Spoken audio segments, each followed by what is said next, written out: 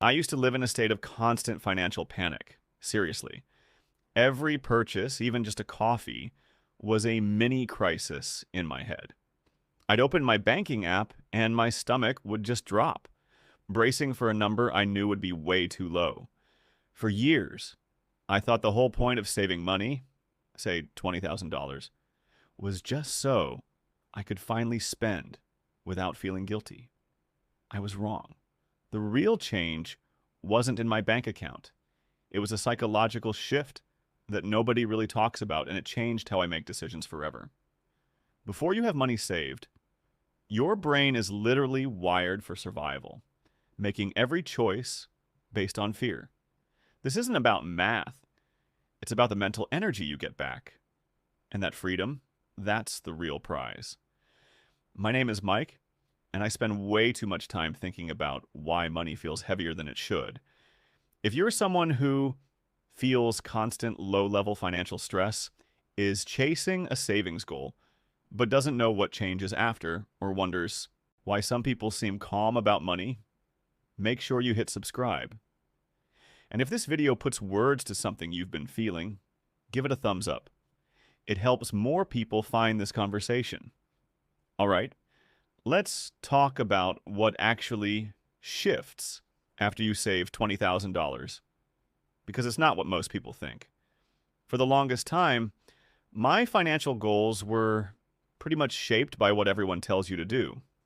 That $20,000 target felt like a magic number, the standard advice for a solid emergency fund that covers 3 to 6 months of life. I imagined a future where a surprise car repair wouldn't send me spiraling into debt. I pictured myself finally buying a plane ticket without agonizing for weeks. My entire focus was on the practical stuff: a safety net for emergencies, a buffer if I lost my job, and the simple freedom to say yes to things I wanted. Now, that conventional wisdom isn't wrong, but it's dangerously incomplete. I was chasing a number thinking the money itself was the solution. I was like a person climbing a steep hill, staring only at the very top. I thought once I hit that $20,000 peak, I could finally kick back and enjoy the view. I was treating savings as a shield, something to protect me from all the bad things that could happen. And while that's part of it, I was totally unprepared for the fact that the biggest change wasn't on the outside, but on the inside. The goal wasn't just to have a pile of cash. It was to become the kind of person who could build that pile in the first place. I was so focused on the what, the dollar amount, that I completely missed the who I was becoming along the way. The day my savings account finally ticked over $20,000, there was no lightning strike, no sudden urge to go on a massive shopping spree. Instead, something way quieter and more profound happened. For the first time in my adult life, I felt a sense of calm.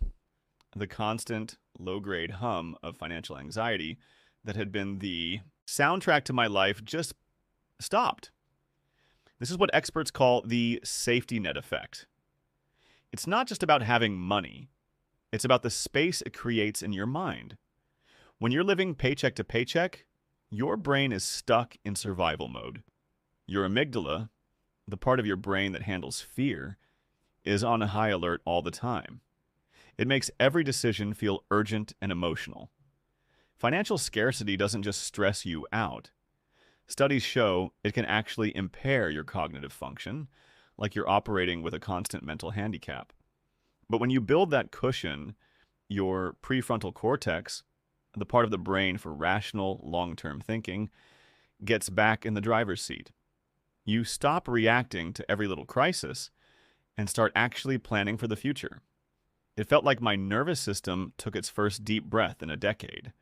Unexpected expenses started to feel like annoyances, not full-blown catastrophes. But the even bigger shift was in my identity. That $20,000 wasn't just money. It was evidence. It was proof staring back at me from the screen that I was no longer the person who was bad with money. To get there, I had to build discipline. I had to learn to delay gratification, to say no to impulse buys, and to stick to a plan when it was hard. Every dollar I saved was a vote for a new version of myself, a version that was reliable, forward-thinking, and in control. You prove to yourself through small, consistent actions that you're the type of person who saves, who builds. The money just becomes a byproduct of the identity you forged. Saving $20,000 wasn't about the money at all. It was about rewiring my brain and fundamentally changing who I was. Once that psychological foundation was in place, the changes started to ripple out into every corner of my life. It wasn't something I had to force. It was just the natural result of acting from a place of security instead of desperation. First, my career totally transformed. Before, I was terrified of losing my job. I put up with situations I hated and wouldn't dare ask for a raise because I couldn't afford to risk my only income. My job owned me. But with 6 months of expenses in the bank, the power dynamic shifted. I walked into my annual review with this newfound confidence. Not arrogance, but the quiet strength of someone who isn't desperate. I could negotiate from a position of strength, knowing my survival didn't depend on their yes. This safety net gives you the freedom to take smart risks, whether that's asking for what you're worth, switching industries, or even starting a side hustle. Your career choices suddenly become about opportunity and growth, not just survival. Second, my relationship with spending got a whole lot healthier. My budget used to feel like a cage. Every time I said no to dinner with friends, it came with a side of shame and feeling left out. But after the shift, saying no felt like a choice, not a punishment. I wasn't too broke to go out anymore. I was choosing to put my money toward goals that mattered more to me. Spending became about value, not restriction.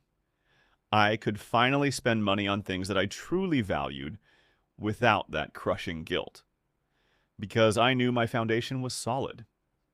That buyer's remorse feeling started to disappear because my spending was finally aligned with my identity as a planner. Finally, it even changed how I saw debt.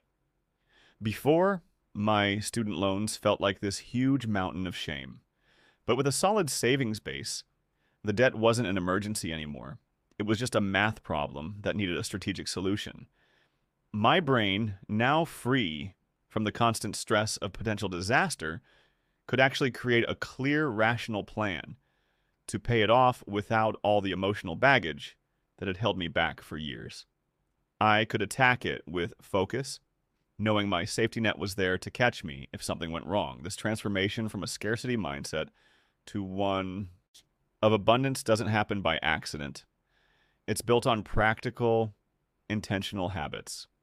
So if you're standing at the bottom of this mountain thinking $20,000 sounds impossible, just remember it all starts with the first step. In fact, research from Vanguard shows that saving just $2,000 can boost your sense of financial well-being by a massive 21%. That first small milestone gives you an incredible psychological lift. So forget about the $20,000 for a minute. Focus on the first $1,000, then the next. Set small, achievable goals to build momentum and prove to yourself that you can do this. The absolute best way to make this happen, automate it. Set up automatic transfers from your checking to a separate high-yield savings account every single payday. When you automate your savings, you take the daily decision-making and the temptation out of the equation. You're basically treating your savings like a non-negotiable bill.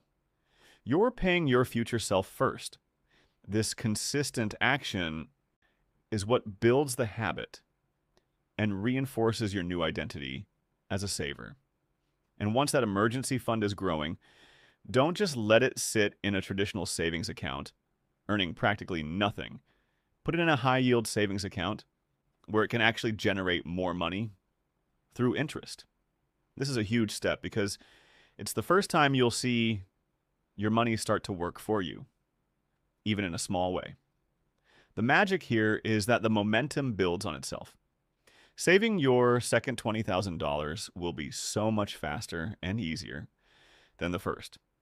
That's not just because your new mindset makes you a better financial decision maker, but because of the power of compounding. The money you've already saved starts to generate its own returns, speeding up your progress. The discipline you built to get to that first milestone becomes your greatest asset. Looking back, the fear that ran my financial life wasn't really about money. It was about feeling out of control and not trusting myself. Saving that first $20,000 wasn't about hitting a number. It was about forging a new identity. The money was just the proof that I had become someone who trusts themselves to make good decisions, to delay gratification, and to plan for the future. It's about buying back your mental energy from the constant tax of financial anxiety. That's the change most people miss. It's not about getting rich overnight. It's about unlocking the version of you who can. The peace of mind that comes from knowing you can handle what life throws at you is priceless. If this helped you see saving in a new light, subscribe for more conversations on the psychology of money. And let me know in the comments, what's the first mindset shift you've noticed on your own financial journey?